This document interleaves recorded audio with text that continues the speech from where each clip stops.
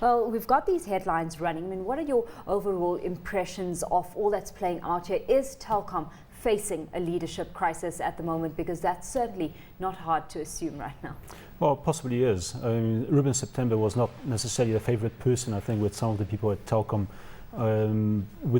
Given Telkom's performance over the past year plus, past 2 years during his tenure in office, unfortunately for Telkom, it has been rather on the downward slide than up. So that hasn't necessarily reflected well on Ruben September himself. And as a result, I think the board came to a conclusion that some change of top management needs to take place.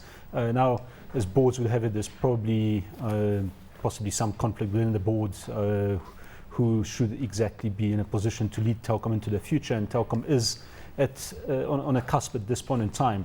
They have come traditionally from a monopolistic perspective. They were a significant force in the market and continue to be so, particularly if we look at fixed line operations, data network management operations. But they are moving into an environment that's a lot more dynamic, a lot more in flux, with a lot more competitors, agile junior competitors emerging onto the market that are starting to nibble at various revenue streams that Telkom draws upon. Yeah. Additionally, we know that Telkom disposed of its share in Vodacom, which was a pure cash cow that fed straight to its bottom line and into profit. It now needs to, I think, clearly define the strategy that's going to undertake going forward. Extreme focus on leadership. I mean, so we've had the CFO resigning following the early departure of CEO Ruben September as well. What next in terms of leadership at Telkom as you see it? Because we know that last week Multilink's CEO Jeffrey Hedberg was appointed acting CEO. A lot of that strategy is going to be dependent on the leadership that takes the helm there. Correct, yes. Jeffrey Hedberg is known as the turnaround man, I suppose. He was at Cell C as the CEO with a fairly successful tenure in bringing Cell C back from possibly the brink of bankruptcy into play again and expanding in the market, and then recruited subsequently by Telkom. Now, my impression was that he would spend some time with Multilinks in Nigeria, which is a troublesome operation, and put that back on track. But obviously, that was not to be. Less than a year, probably after arriving in Nigeria, about 9 months. In fact, he's back in South Africa at the Telkom head office.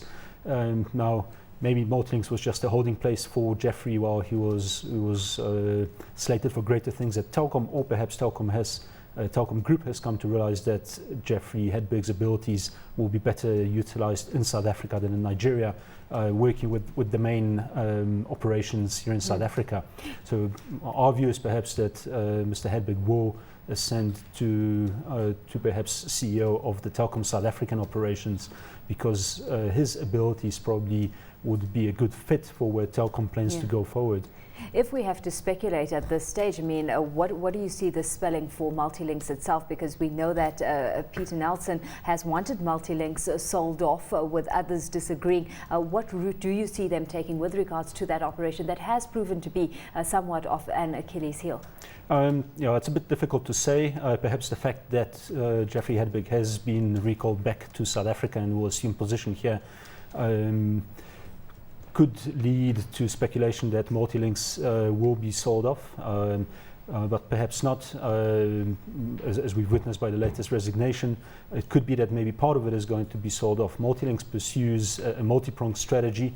It is a CDMA mobile operator, effectively a lot of mobile voice, competing in an extremely competitive market against big guns such as MTN, Glow, Zain, for instance. On the other hand, it also, because of its Telkom experience and legacy, it is trying to move into the fixed line market more. So perhaps there are market niches where it could be successful, fixed line market transmission. Maybe they would only look at selling off the mobile operations, which are not very successful at this point in time. It remains to be seen.